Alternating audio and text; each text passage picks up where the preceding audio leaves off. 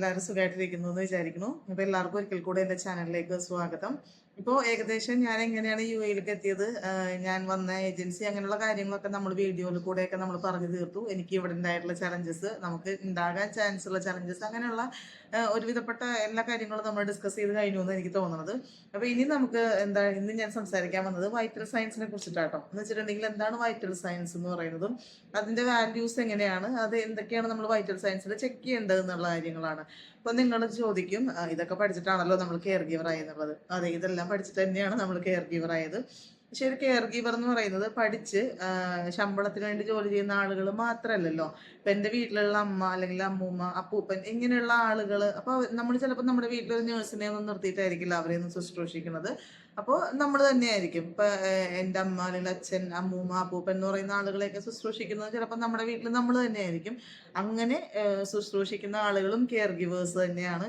പിന്നെ ഇതൊന്നും പഠിക്കാതെയൊക്കെ പല സ്ഥലത്തും ഒരു ഹോം നേഴ്സ് മാതിരിയൊക്കെ നിന്ന് ജോലി ചെയ്യുന്ന ആളുകളുണ്ടല്ലോ അല്ലെ. അപ്പൊ അവരൊക്കെ കെയർ ഗിവേഴ്സ് തന്നെയാണ്. അപ്പൊ അവർക്കൊന്നും ചിലപ്പോൾ ഇതിനെക്കുറിച്ച് വലിയ ധാരണയൊന്നും ഉണ്ടാവില്ല. എന്താണ് വൈറ്റൽസ്, അതെങ്ങനെയാണ് ചെക്ക് ചെയ്യേണ്ടത്, അതിന്റെ വാല്യൂസ് എന്താണെന്നൊന്നും വലിയ ധാരണ ഉണ്ടാവില്ല.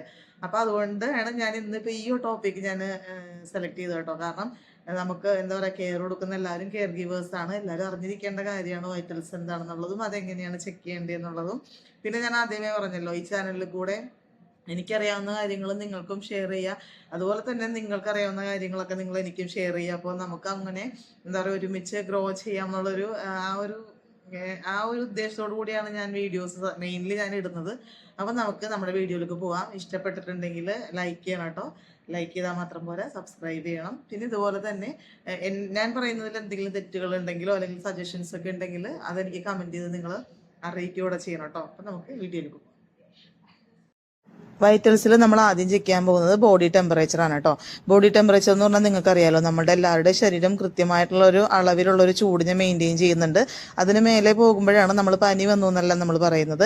അപ്പോൾ നമുക്ക് രണ്ട് രീതിയിലാണ് നമുക്ക് അതിന്റെ വാല്യൂ കിട്ടുന്നത്. ഫാരൻ ഹീറ്റിലും സെൽഷ്യസിലും നമുക്കത് കിട്ടും. അത് നമ്മൾ യൂസ് ചെയ്യുന്ന ഡിവൈസ് അനുസരിച്ചിരിക്കും. അപ്പോൾ ഫാരൻ ഹീറ്റിലാണെങ്കിൽ നമ്മളുടെ ബോഡി ടെമ്പറേച്ചറിന്റെ നോർമൽ വാല്യൂ എന്ന് പറയുന്നത് 97 ഡിഗ്രി ഫാരൻ ഹീറ്റ് മുതൽ 99 ഡിഗ്രി ഫാരൻ ഹീറ്റ് വരെയാണ്. അപ്പോൾ അത് സെൽഷ്യസിലാവുന്ന സമയത്ത് അതിന്റെ നോർമൽ വാല്യൂ വരുന്നത് 36.1 ഡിഗ്രി സെൽഷ്യസ് മുതൽ 37.2 ഡിഗ്രി സെൽഷ്യസ് വരെയാണ് നമ്മളുടെ നോർമൽ ബോഡി ടെമ്പറേച്ചർ എന്ന് പറയുന്നത്. ഇപ്പൊ നമ്മൾ എല്ലാവരും യൂസ് ചെയ്യുന്നത് ഡിജിറ്റൽ തെർമോമീറ്റർ ആണല്ലോ. അപ്പൊ അത് കൂടുതലും നമ്മൾ ആംപിറ്റിൽ മീൻസ് അണ്ടർ ആംസിലൊക്കെ വെച്ചിട്ടാണ് നമ്മൾ അതിന്റെ മെഷർമെന്റ് എടുക്കാറുള്ളത്. അപ്പോൾ അങ്ങനെ എടുക്കുന്ന സമയത്ത് നമ്മൾ ശ്രദ്ധിക്കാനുള്ള ഒരു കാര്യം എന്ന് പറഞ്ഞിട്ടുണ്ടെങ്കിൽ, നമ്മൾ ആംപിറ്റിൽ വെച്ചിട്ട് നമ്മൾ ബോഡി ടെമ്പറേച്ചർ എടുത്തിട്ട് നമുക്ക് എത്ര വാല്യൂ ആണോ കിട്ടുന്നത് അതിന്റെ കൂടെ പ്ലസ് ഒരു 1 കൂടെ നമ്മൾ ആഡ് ചെയ്ത് കൊടുക്കണം. കാരണം നമുക്ക് ആംപിറ്റിലൊക്കെ വെച്ചിട്ട് കിട്ടുന്നത് ആക്യുറേറ്റ് ആയിട്ടുള്ള ഒരു റീഡിംഗ് ആയിരിക്കില്ല. അപ്പൊ അതുകൊണ്ടാണ് നമ്മൾ അതിന്റെ കൂടെ പ്ലസ് ഒരു 1 കൂടെ ആഡ് ചെയ്ത് കൊടുക്കുക എന്ന് പറയുന്നത്. ഓക്കെ, അപ്പോൾ നമ്മൾ ഇനി അടുത്തത് നമ്മൾ ചെക്ക് ചെയ്യാൻ പോകുന്നത് നമ്മളുടെ പേഷ്യന്റിന്റെ പൾസ് റേറ്റ് ആണ് കേട്ടോ. പൾസ് എന്ന് പറഞ്ഞിട്ടുണ്ടെങ്കിൽ നമ്മളുടെ ഹൃദയമിടിപ്പ് മൂലം നമ്മളുടെ നാഡികളിൽ എന്ന് വെച്ചിട്ടുണ്ടെങ്കിൽ ആർട്ടറികളിൽ ഉണ്ടാകുന്ന ഒരു ബീറ്റിനെയാണ് നമ്മൾ പൾസ് എന്ന് പറയുന്നത്.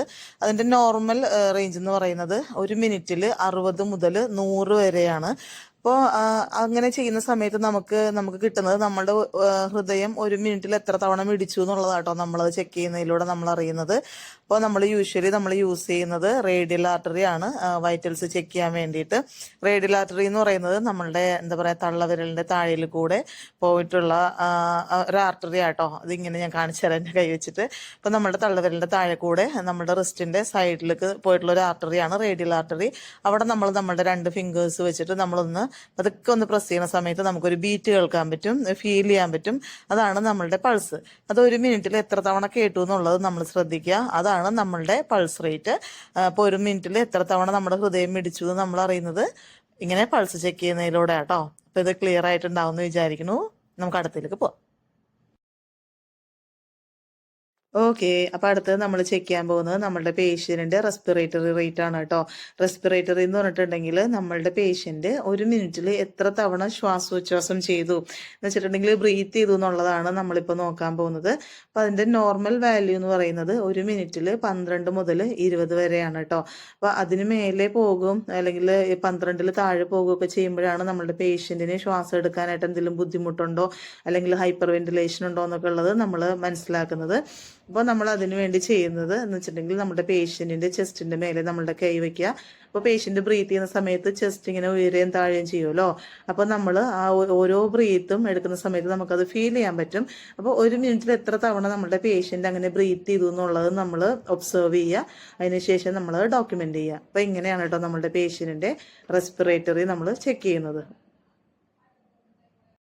ഓക്കെ, അപ്പോൾ അടുത്തത് വൈറ്റൽസിൽ നമ്മൾ ചെക്ക് ചെയ്യാൻ പോകുന്നത് ഓക്സിജൻ സാച്ചുറേഷൻ ആണ് കേട്ടോ. എന്ന് വെച്ചിട്ടുണ്ടെങ്കിൽ നമ്മുടെ ബ്ലഡിൽ എത്ര ശതമാനം ഓക്സിജൻ ഇപ്പോൾ അടങ്ങിയിട്ടുണ്ട് എന്നുള്ളത് നമ്മൾ ചെക്ക് ചെയ്യാൻ പോവാണ്. അപ്പോൾ വീടുകളിലൊക്കെ ആണെങ്കിൽ നമ്മൾ കൂടുതൽ യൂസ് ചെയ്യുന്നത് പൾസ് ഓക്സിമീറ്റർ ആണ്. നിങ്ങൾക്ക് എല്ലാവർക്കും അറിയാമല്ലോ, കോവിഡ് ആയിരുന്ന സമയത്തൊക്കെ നമ്മൾ വീടുകളിൽ യൂസ് ചെയ്തിട്ടുണ്ട് ഓക്സിമീറ്റർ. അപ്പോൾ നോർമൽ ആയിട്ടുള്ള ഒരു മനുഷ്യൻ്റെ ഓക്സിജൻ സാച്ചുറേഷൻ റേറ്റ് എന്ന് പറയുന്നത് 95 മുതൽ 100% വരെ തന്നെയാണ്. ഇനിയിപ്പോൾ അതൊരു COPD പേഷ്യൻ്റ് ആണെന്നുണ്ടെങ്കിൽ അതിനകത്ത് വ്യത്യാസം വരും കേട്ടോ. അപ്പോൾ COPD പേഷ്യൻസിന് നോർമലി ഓക്സിജൻ സാച്ചുറേഷൻ വരുന്നത് 88 മുതൽ 92% വരെയാണ് കേട്ടോ. അപ്പോൾ ഇതാണ് പൾസ് ഓക്സിമീറ്റർ എന്ന് പറയുന്നത്. ഇത് നിങ്ങൾക്ക് എല്ലാവർക്കും അറിയാമെന്ന് എനിക്കറിയാം, പക്ഷേ എങ്കിലും ഞാൻ ചുമ്മാ ഒന്ന് കാണിക്കുന്നതേ ഉള്ളൂ. ഇങ്ങനെയാണ് നമ്മൾ നമ്മുടെ ഫിംഗർ അതിനകത്ത് പ്ലേസ് ചെയ്ത് കൊടുക്കുന്ന സമയത്ത് മെഷീൻ റീഡ് ചെയ്തോളും നമ്മളുടെ ഓക്സിജൻ സാച്ചുറേഷൻ എത്രയാണെന്നുള്ളത്. ഇതിനകത്ത് കിട്ടുന്നില്ല കേട്ടോ, അത് എൻ്റെ വിരൽ കുറച്ച് തണുത്തിരിക്കുന്നതുകൊണ്ടാണ്. അപ്പോൾ നമ്മുടെ പേഷ്യൻ്റൊക്കെ ചിലപ്പോൾ ഇതുപോലെ കൈയൊക്കെ തണുത്തിരിക്കുന്ന സമയത്താണെങ്കിൽ നമുക്ക് റീഡിങ് കിട്ടിക്കൊള്ളണം എന്നില്ല. അപ്പം നമ്മൾ അവരുടെ കൈ പതുക്കെ ഒന്ന് റബ്ബ് ചെയ്തിട്ട്, കൈയല്ല വിരൽ റബ്ബ് ചെയ്തതിന് ശേഷം നമ്മൾ വീണ്ടും പ്ലേസ് ചെയ്ത് കഴിയുമ്പോൾ നമുക്ക് റീഡിങ് കിട്ടും കേട്ടോ. അപ്പോൾ ഇങ്ങനെയാണ് നമ്മൾ നമ്മളുടെ പേഷ്യൻറ്റിൻ്റെ ഓക്സിജൻ സാച്ചുറേഷൻ നമ്മൾ ചെക്ക് ചെയ്യുന്നത്. ഈ ഒരു മെഷീനിൽ തന്നെ നമുക്ക് അതിൻ്റെ ഒരു പൾസ് റേറ്റും കൂടെ നമുക്ക് കിട്ടും കേട്ടോ. അപ്പോൾ അങ്ങനെയാണ് ഇപ്പോൾ നമ്മളിങ്ങനെ ചെക്ക് ചെയ്യുക ഓക്സിജൻ സാച്ചുറേഷൻ, എന്നിട്ട് അതിനെ നമ്മൾ ഡോക്യുമെൻ്റ് ചെയ്യുക. ഓക്കെ, അപ്പോൾ ലാസ്റ്റായിട്ട് നമ്മൾ ചെക്ക് ചെയ്യാൻ പോകുന്നത് നമ്മുടെ പേഷ്യൻറ്റിൻ്റെ ബ്ലഡ് പ്രഷറാണ്. ബ്ലഡ് പ്രഷർ എന്ന് പറഞ്ഞിട്ടുണ്ടെങ്കിൽ നമ്മളുടെ ഹാർട്ട് രക്തം പമ്പ് ചെയ്യുന്ന സമയത്ത് നമ്മളുടെ ആർട്ടറികളിൽ ഒരു പ്രഷർ ചെലുത്തിക്കൊണ്ടിട്ടാണ് ബ്ലഡ് പാസ് ചെയ്തു പോകുന്നത്. അതിനെയാണ് നമ്മൾ ബ്ലഡ് പ്രഷർ എന്ന് പറയുന്നത്. അതിൻ്റെ നോർമൽ വാല്യൂ എന്ന് പറയുന്നത് 120/80 millimeters ഓഫ് മെർക്കുറി എന്നുള്ളതാണ് കേട്ടോ.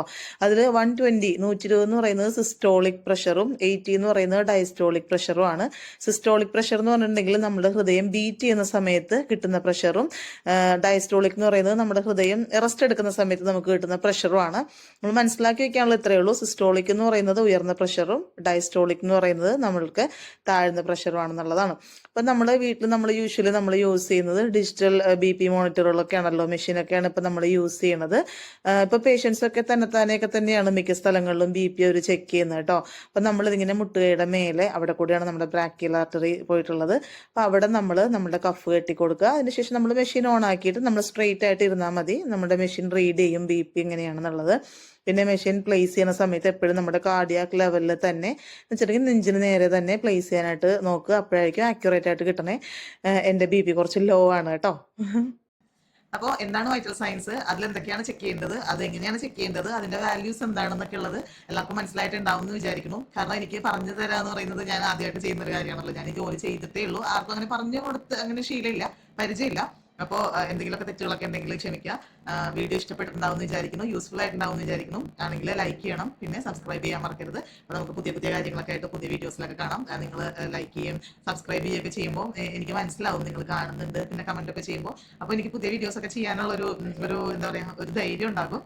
സത്യം പറഞ്ഞിട്ടുണ്ടെങ്കിൽ ഇതിൽ ധൈര്യം ഇല്ലാണ്ടാണ് വീഡിയോസ് കൂടുതൽ എടുക്കാറുള്ളത്. പിന്നെ ചെയ്യണം, നമുക്കറിയാവുന്ന കാര്യങ്ങളല്ലേ. നമ്മുടെ മാതിരി ജോലി ചെയ്യുന്നവരും ഒക്കെ ഉണ്ടെങ്കിൽ, അറിയാത്തവരുണ്ടെങ്കിൽ അറിയണം എന്ന് എനിക്ക് വലിയ ആഗ്രഹമുള്ളതുകൊണ്ട് ഞാൻ ചെയ്യുന്നതേ ഉള്ളൂ. അപ്പോൾ ഇത്ര നേരം എന്നെ കണ്ടിരുന്ന എല്ലാവർക്കും നന്ദി. Thank you so much. നമുക്ക് പുതിയൊരു ടോപ്പിക്കായിട്ട് അടുത്ത വീഡിയോയിൽ കാണാം കേട്ടോ. പിന്നെ എനിക്ക് എന്താ പറയാ, ഡെമോ ഒന്നും കാണിച്ചു തരാനുള്ള ഒരു നിവൃത്തിയില്ല. അപ്പോൾ അതുകൊണ്ടാണ് ഞാൻ കൂടുതൽ എനിക്ക് പറഞ്ഞു തരാൻ കഴിയുള്ളൂ. ഇപ്പോൾ ഇവിടെ കുറച്ച് പ്രൈവസിയുടെ കുറച്ച് പ്രശ്നങ്ങളൊക്കെ ഉണ്ട്. അപ്പോൾ അതുമായിട്ടും സഹകരിക്കുന്നതിന് താങ്ക് യു സോ മച്ച്.